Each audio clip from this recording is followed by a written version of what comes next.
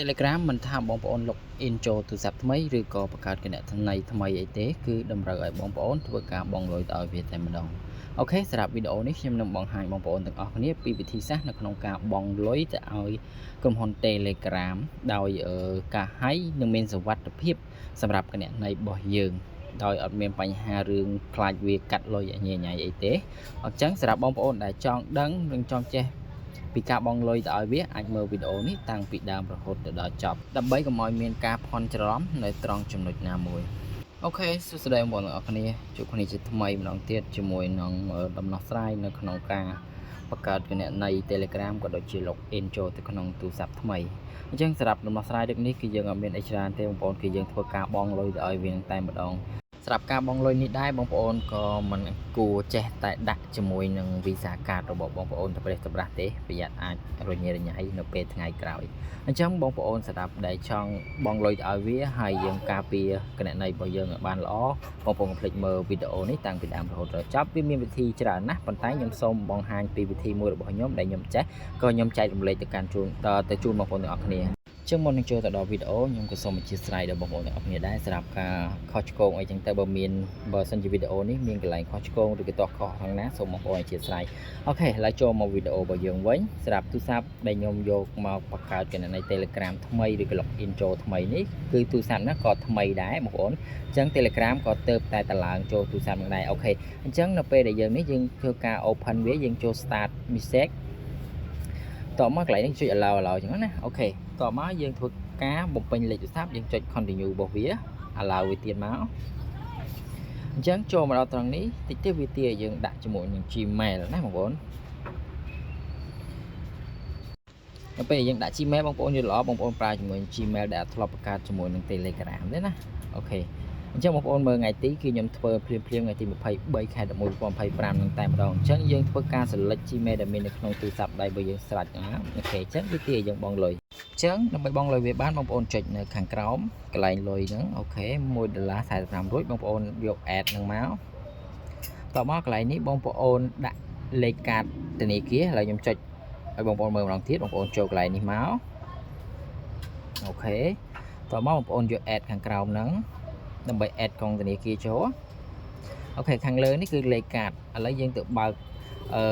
Visa Card របស់យើងមកសម្រាប់ខ្ញុំគឺខ្ញុំ connect ជាមួយនឹង Visa Card របស់ ABA ពីព្រោះ ABA បងប្អូនធ្លាប់ដឹងហើយគឺ ABA យើងអាចបើកជាមួយនឹងកាតនិមិត្តបានបងប្អូនចូលកន្លែងកាតហ្នឹងមកតបមកបងប្អូនធ្វើការបើកកាតនិមិត្តមួយបងប្អូនកុំប្រើ Visa Card SIM ណាបងប្អូនប្រើជាមួយនឹងកាតនិមិត្ត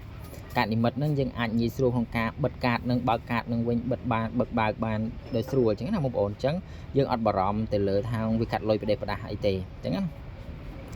អូខេអញ្ចឹងបងប្អូនចូលហើយសម្រាប់ការបើកកាតនេះគឺបងប្អូនអត់មានឆាចសេវាអត់មានអីទេបងប្អូនចូលកន្លែងកាតហ្នឹងមកតោះមកបងប្អូនអូសឡើងលើយកពាក្យថាបើកកាតថ្មីតោះមកបងប្អូនចុចបងប្អូនមើលខាងក្រោមកន្លែងនេះបងប្អូនអាចអានបន្ថែមពីលើហ្នឹងទៅគឺអត់គិតថ្លៃសេវាទាំងឆ្នាំទាំងបើកអីទេបើកភ្លាមប្រើភ្លាមណាអញ្ចឹងអត់ហត់រងចាំទេអញ្ចឹងបន្ទាប់ពីបងប្អូនអានអស់ហើយបងប្អូនចុចបន្ទាប់យល់ព្រមវាមកអូខេបន្ទាប់មកកន្លែងនេះបងប្អូនអាចជ្រើសរើស Visa Card Master Card ឬក៏ Union Pay អូខេសម្រាប់ខ្ញុំគឺខ្ញុំយក Visa Card តែម្ដងបន្ទាប់មកបងប្អូនចុចបន្តទៅតោះមកយើងចុចបន្តមកអូខេបងប្អូនឈប់មុននឹងបន្តខ្ញុំសូមបង្ហាញឲ្យបងប្អូនទាំងអស់គ្នាមើលខាងក្រោមបន្តិចអញ្ចឹងរយៈពេលនៃកាតហ្នឹងគឺសុពលភាព2ឆ្នាំកម្រិតទិញប្រចាំថ្ងៃអីអញ្ចឹងទៅបងប្អូនអាចមើលប៉ុណ្ណឹងណាក្នុងមួយថ្ងៃយើងអាចប្រើកាតហ្នឹងទិញចំនួន5ដងយើងយកប្រូយើងចុចបន្ទាប់ខាងក្រោមកន្លែងនេះគឺយើងកំណត់កាតនឹងតែយើងចាយច្រើនក្នុងមួយថ្ងៃឬក៏យើងចាយតិចអញ្ចឹងយើងអូសឲ្យតិចមកព្រោះអានេះខ្ញុំខំថាបង្កើតដើម្បីបង់ជាមួយ Telegram ទេបងប្អូនមុននឹងចុចទៅបងប្អូនខាងលើនេះបងប្អូនត្រូវដាក់ email ហើយ email បងប្អូនអាចដាក់ Gmail ដែលយើងយកទៅបង្កើត Telegram មិញហ្នឹងបានអូខេតោះមកចុចបើកឥឡូវតាមវីដេអូហ្នឹងមកហើយកន្លែងនេះយើងខំមើលបញ្ជាក់តិចទៅបងប្អូនឃើញវាមិនគិតថ្លៃសេវាតោះមកយើងយល់ព្រមកន្លែងនេះយើងវាយលេខកូដ ABA របស់យើងទៅតោះមកនឹងបង្កើតកាតបានហើយសម្រាប់វីដេអូនេះវាអាចរៀងវែងតិចបងប្អូនព្រោះខ្ញុំអត់មានកាត់អត់មានសារអីទេគឺខ្ញុំដាក់ឲ្យ full ឲ្យបងប្អូនទាំងអស់គ្នាមើលតែម្ដងនេះគឺជាកាតដែលយើងទៅបង្កើតមិញហ្នឹងបងប្អូនអូខេនេះគឺជា Visa ដែលយើងទៅបង្កើតហ្នឹងសម្រាប់2025នេះគឺ Visa SIM របស់ខ្ញុំតមកអាតំបង្កើតគឺនៅខាងនេះ2027ព្រោះយើងបង្កើត2025អញ្ចឹងវានឹងដាច់នៅ2027 ok chẳng dân mà mờ mới dân vay lấy cột bỏ lấy cột đập 4 tông nơi khẳng lờ nắng không ổn chế sai không ổn lấy cạt đập vào mỗi tông khẳng lờ nắng khi dân vay bị trôi về máu ok lại nhung xong vay bị trôi sẵn bong bóng ai vay cạt bong bóng cứ bong bóng vay lấy cạt vào bong bóng đôi khi nữa chẳng dân thua ca về lệ bảo về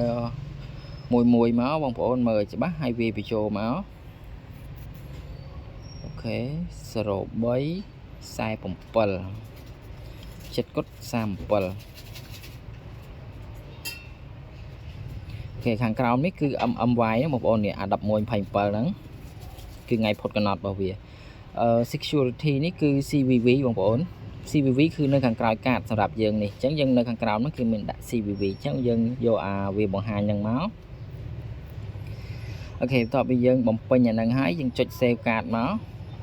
cái này ní bóng ổn thể đã xài than bóng ổn đã năng đã tớiต่อไปบองโอนđã níให้บ่าខាងក្រោមនេះបងប្អូនដាក់ឈ្មោះផ្លូវដាក់អីចឹងដាក់សាយដ្ឋានអញ្ចឹងខ្ញុំដាក់បាត់ដបងអញ្ចឹងទៅបាត់ដំបងអូខេហើយដល់យើងហើយខាងក្រោមនេះ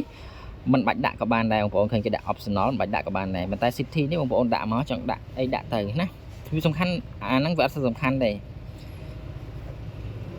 តើបើយើងបំពេញហើយយើងអូសវាឡើងលើតិចមកដើម្បីដាក់ postal code អានេះបងប្អូនអាចដាក់តាមខ្ញុំក៏បានដែរ postal code នេះអូខេតោះយើង save card មក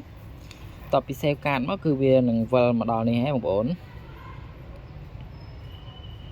អូខេវានឹងចេញមកដល់នេះបងប្អូនចុចខាងក្រោមនេះមក one tap by ហ្នឹងចុចទៅលើវាQ ហ្នឹងនេះបងប្អូនអាចមើលលម្អិតទៅណាសម្រាប់ premium telegram នេះបងប្អូនទិញបានតែរយៈពេល1អាទិត្យទេចុចទៅលើវាមកពេលយើងចុចទៅលើវាមកវាវិលបងប្អូនឃើញវាវិលជាមួយនឹង Google Play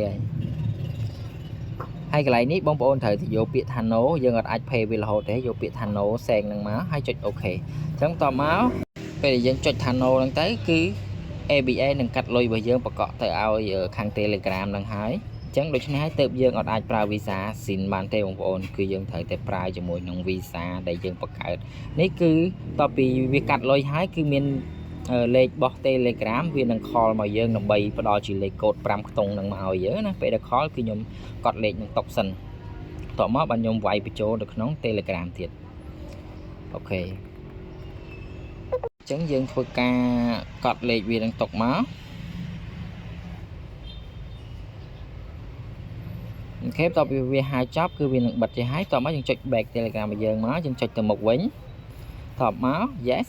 រួចយើងវាយលេខកូដនឹងបញ្ចូលគឺយើងបង្កើតគណនី Telegram ហ្នឹងរួចរាល់ឬក៏យើង log in បានដោយរួចរាល់អញ្ចឹងរបៀបបង់លុយគឺតែប៉ុណ្្នឹងឯង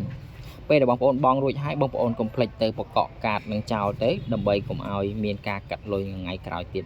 អូខេអញ្ចឹងសម្រាប់វីដេអូនេះគឺមានប៉ុណ្្នឹងទេយើងជួបគ្នានៅវីដេអូក្រោយទៀតជាចុងក្រោយអរគុណបងប្អូនទាំងអស់គ្នាដែលបានតាមដានទស្សនាវីដេអូមួយនេះតាំងពីដើមរហូតដល់ចប់